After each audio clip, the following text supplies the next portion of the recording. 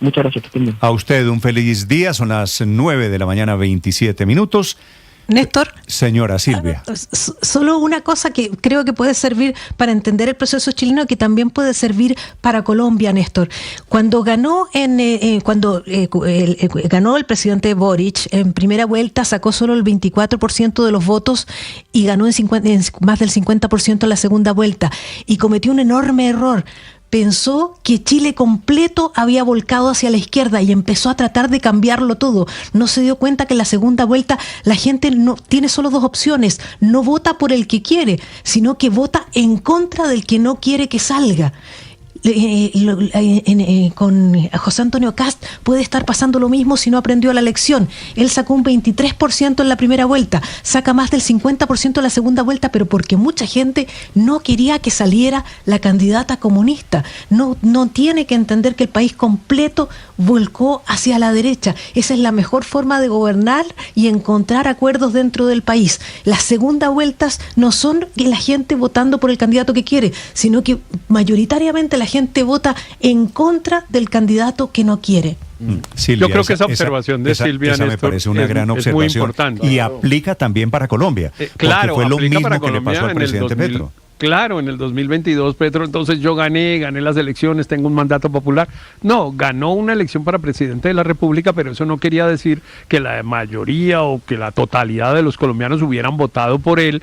Y por supuesto que si los gobernantes, como muy bien lo dice Silvia, no entienden esa situación, pues lo que generan es unas tensiones y unas dificultades de unas gobierno. Soberbias y de unas vanidades. Claro, de que yo gané y el presidente Petro, entre otras cosas, se corrió al centro, un poquito como hizo Boric también en Chile, claro, y para el señor conquistar lo que conquistó entre primera y segunda vuelta.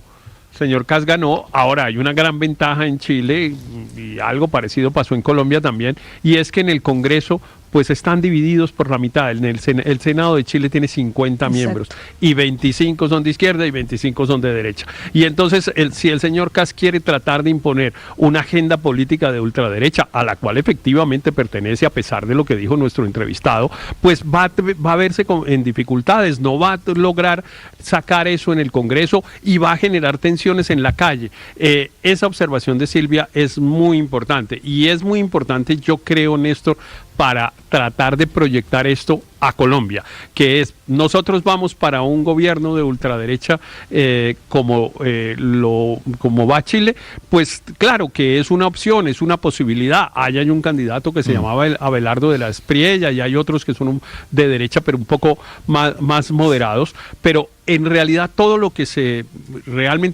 eso se juega es en la primera vuelta, ¿quiénes pasan a la segunda vuelta?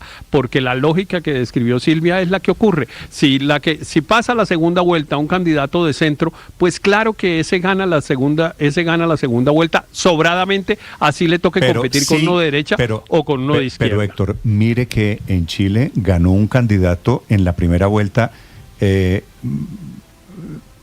ganó con un porcentaje relativamente menor, 20 y pico %. De la derecha, era el del centro. No era un candidato de centro, el señor En Chile Kast. No había centro, Néstor.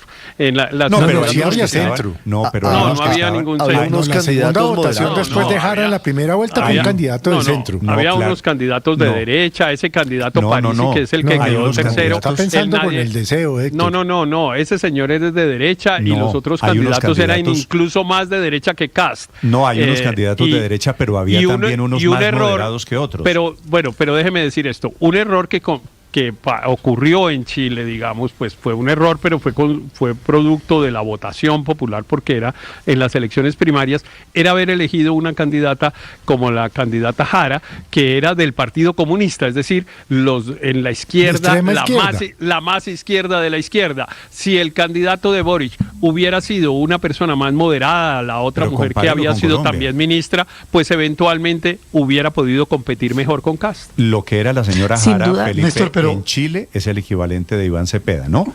Un candidato muy de izquierda, patrocinado por el gobierno.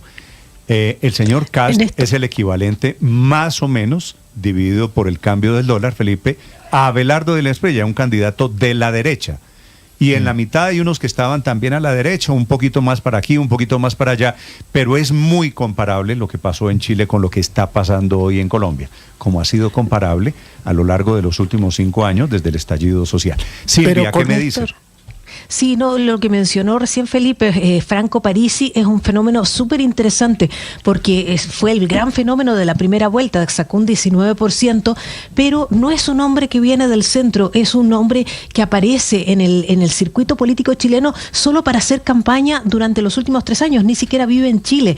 Es bien impresionante el fenómeno porque él ni siquiera quiso inclinarse por ninguno de los dos candidatos, porque es ese canasto que recoge las quejas de todo el mundo, o sea, es muy probable Parisi que él pueda ser como, electo. Un poco Fajardo en el 2018. Fajardo, Que pueda hacer, no, porque Fajardo es más todavía institucional dentro de Colombia. Parisi ni siquiera tiene un trabajo dentro de Chile, él no vive Rodolfo. en Chile.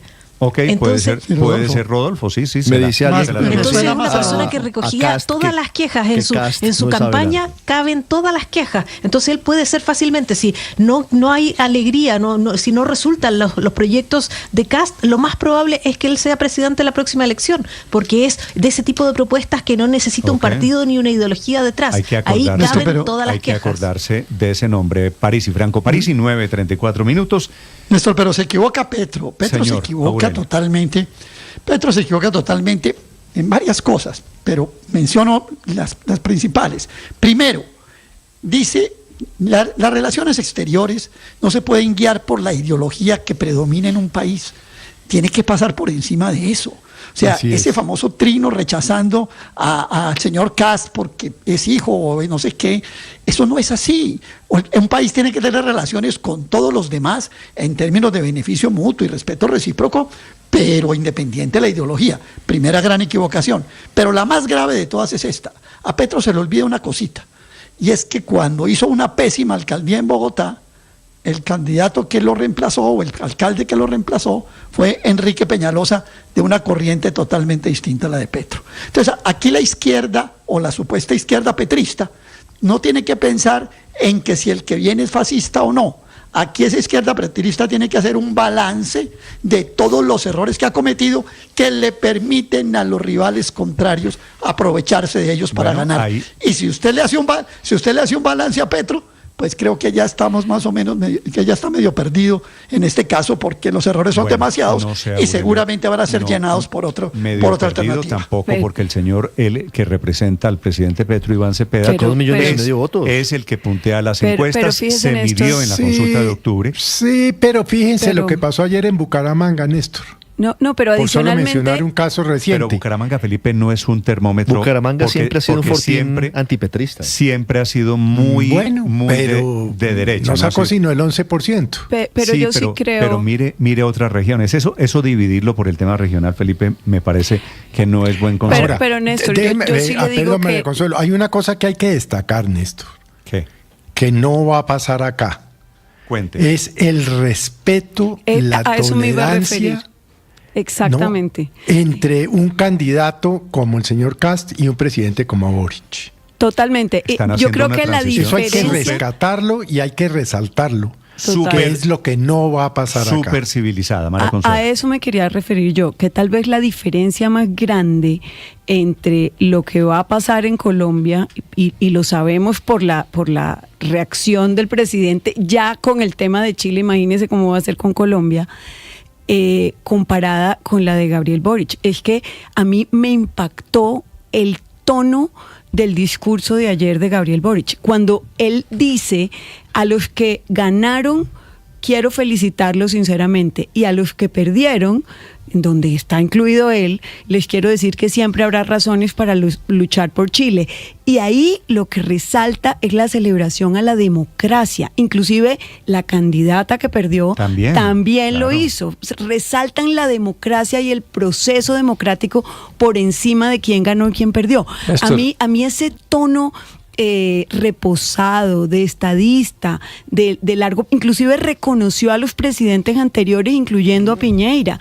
O sea, eso tristemente no va a pasar. Esa ha sido en una Colombia. tradición de la democracia chilena. Siempre, Chile no hay populismo. Siempre el presidente saliente en un gesto que los chilenos ya tienen como característico, llama al presidente entre Claro. medio. No, pero la corresponde. otra diferencia Néstor. grande, es que Gabriel Boric se ha apartado completamente en términos ideológicos de la dictadura en Venezuela y lo De ha Maduro. dicho con todas las letras.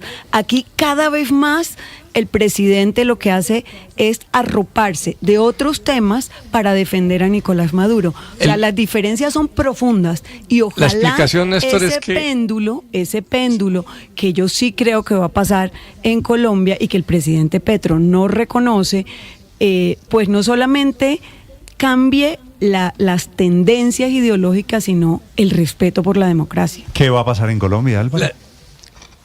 La explicación de lo que dice María Consuelo es que Kast no es populista, es de ultraderecha, pero es un señor institucional dentro de los partidos, y Boric lo mismo. Por eso no es Bolsonaro, por eso no es Milei, y es distinto, pero clarísimo que hay muchísimas similitudes entre las campañas chilena y colombiana. Así es. Pues la pregunta es si la derecha colombiana en esta campaña se parece más al José Antonio Kast de 2021, que perdió, o al que ganó ayer. Ayer Kast unificó la derecha, pero sobre todo fue competitivo en el centro, porque a diferencia de la vez pasada que perdió, ganó la primera vuelta y perdió la segunda, se moderó, y fundamentalmente porque escondió a Pinochet, que fue el fantasma que se tomó su campaña anterior. Lo derrotaron porque decían que era un Pinochet. Y los votantes, ustedes hablaban ahora de Parisi, y ahí está una clave facilísima de identificar. Los votantes de ese tercero en la primera vuelta, que fue Parisi, que sacó casi 20%, ayer votaron por mitades, mientras que en el 2021 Parisi apoyó a Kast, pero sus electores votaron casi todos por Boric.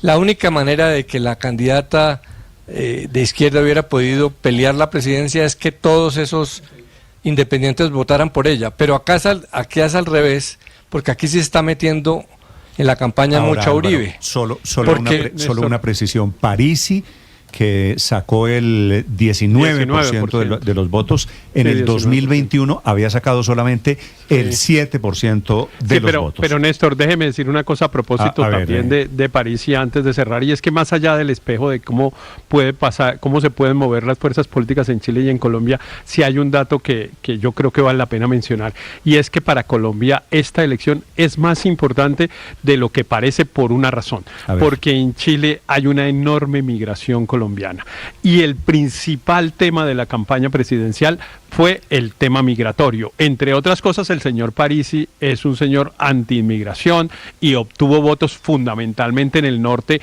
que es donde están asentados los colombianos. En Antofagasta, miren, Néstor, hay un dato que es muy impresionante. En Antofagasta, 1 de cada 10 habitantes es colombiano, y casi todos de raza negra, que trabajan en las mineras chilenas, que han salido del Pacífico colombiano. Chile es el tercer país, oiga ese dato tan impresionante, el tercer país después de Estados Unidos y España que manda más remesas a Colombia en todo el mundo. Y usted vea la fuerza de yo la, eso lo de veo la en migración, peligro. La bayuna en particular. Es cierto, esos migrantes colombianos, pero también venezolanos, terminaron siendo muy protagonistas, desafortunadamente, de esta campaña en Chile. José Antonio Kast es el hombre de la derecha que va a gobernar desde el próximo mes de marzo. Estás escuchando Blue Radio.